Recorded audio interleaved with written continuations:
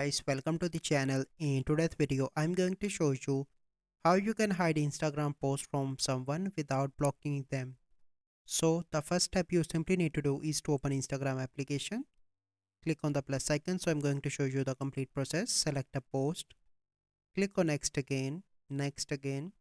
So once you are here you can see audience option. Click on that, and here you can see everyone, and here you can see option of close friends. So I added my close friend here. Okay, and no one other will be able to see my post. Then you simply need to click on done and click on share. Once you done that, only your close friend will be able to see, and no other people are able to see your this post.